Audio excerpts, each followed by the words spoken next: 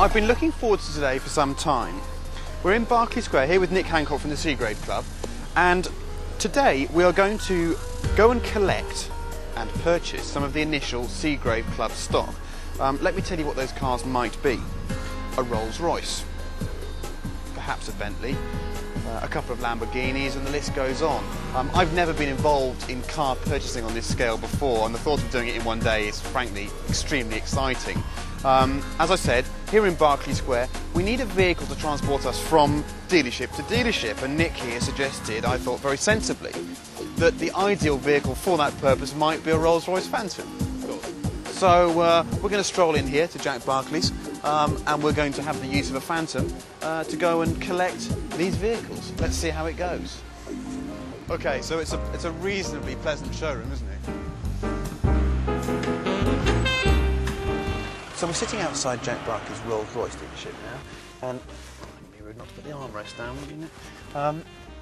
That's the first car for the Seagrave Club purchased. I'm reliably informed that the spec of the vehicle would reveal a price of £278,000, which is quite a good way to start. Next on the list, I gather, is a Bentley Continental GTC. That's right. Okay, if we could drive on, please, John, and go to the Bentley dealership, and we'll roll in and buy ourselves a Bentley. I think a brief discussion on the word Bentley is needed here. Do you think that it's Bentley, or should you really fire out the T and is it Bentley, or is it Bentley? I would say Bentley. It has to be Bentley, doesn't Bentley. it? Bentley. I've never really felt properly endowed, actually, with my accent to say Bentley properly. Some people just aren't worthy of saying Bentley, and I'm one of them. Not far to go now. No, I'm starting to understand the flaw in the plan here. Jack Barclay Bentley happens to be right next door to Jack Barclay Rolls-Royce, so we're just doing I think the most comfortable, serene lap of Berkeley Square I've ever experienced.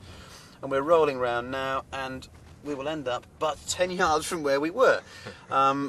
This is car buying made easy, I have to admit. We would have had to walk backwards, though, by 10 or 15 feet. Oh, because it's a one-way street. We avoided that. Well, I mean, needs must, as they say. We don't look like a couple of chaps just blowing money. Well, I might. In your average showroom, the salesperson gets in the car and sort of jiggles it around as a 14-point turn and somehow gets it out over the curb. Not at Jack Barclay Bentley. We're underground here in the wonderful surroundings. We're about to go in a lift because we're underground. Follow this. One Bentley Continental GTC, roughly worth £150,000, is now going to be juggled into this lift here. Come around here, you've got to see this. Look at that. Whereupon it will appear at street level in Berkeley Square. The Le Mans winning Bentley Continental GTC in, I think, a very, very subtle shade. So we've taken delivery of that now. It's fine. We don't need to drive it away. I think we'll take the Phantom now and go down to Lamborghini London, because I gather there are two things waiting for us. Current total, let's just get a handle on this, 278,000 for the Rolls-Royce, and give or take a couple of quid, 150,000 for this. So, mental arithmetic, that's 370,000. We're up to about £420,000 in, well, about 20 minutes. I think we're doing well. Tell me a bit about the Seagrave Club. Just summarise what it is and what it aims to do. The Seagrave Club is the ultimate incarnation of the supercar club concept, offering unprecedented access to only the top group cars. And by top group cars I mean Lamborghinis, Ferraris, Bentleys, Rolls-Royce, and by running only those top group cars it means that members have again unprecedented access to the cars that they most commonly want to drive. Membership is £5,000 in terms of the joining fee, which includes some pretty specialist and interesting driver training, off-road as well as on-road, and an annual membership fee of £16,000. And they're the club membership fees. And there's a supplement, isn't there, if you want to access to the absolute uber metal? Yeah, the uber metal is accessed via tailored packages around people's available time to access what we call our SP group, which is the Carrera GTs, SLRs, and the extension of a group containing the fastest cars. Okay, we've moved from Berkeley Square to South Kensington, as you do. Lamborghini London. It's time to buy, Nick. We're here for an LP640 and Gallardo Superleggera. I like that. That to me is a nice shopping list. Let's go inside and see the man. I wonder whether Nick knows that his Seagrave Club members might well be needing earplugs if they drive the Superleggera. I think it's the loudest road car I've ever driven. It is very, very exciting, extremely noisy. Come and look at these pipes.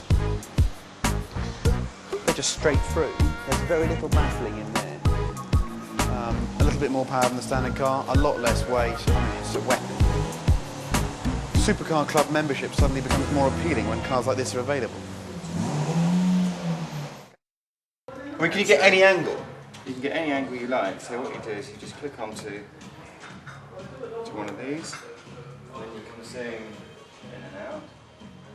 Will you ever have a white car in the Seagrave Club? Hopefully not, no.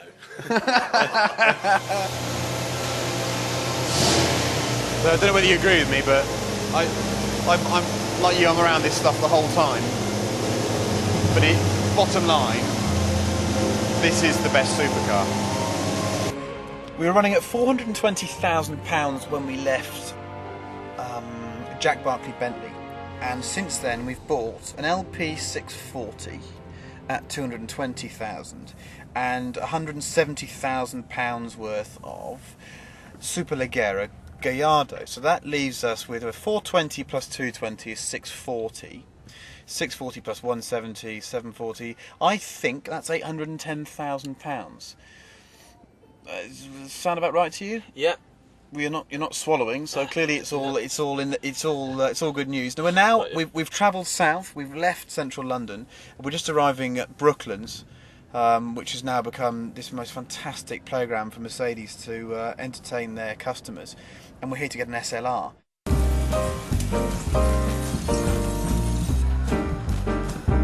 Which car's going to get used the most?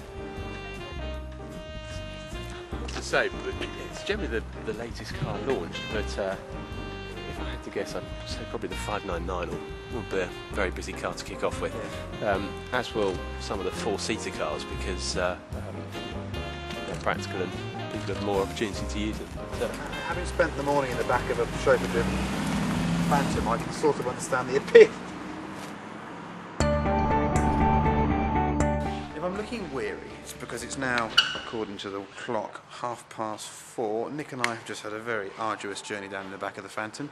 We're now down in Chichester, and we are about to buy an Aston Martin. There's a slight complication though, isn't there, Nick? there is. In that the DBS isn't going to be available for the next few weeks, so we're going to buy two Aston Martins, a DB9 and a DBS. It's a simple solution, isn't it? If one isn't available, buy two.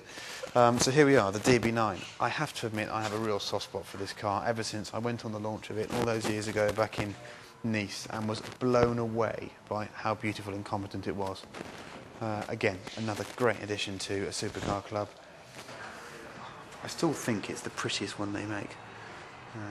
Perhaps even a bit prettier than the DBS, but no, it's just a beautiful, beautiful thing. And by today's standards, I think the cheapest car to be bought, do we think? DB9? The DB9 will be the cheapest car to be bought, so that's a good thing.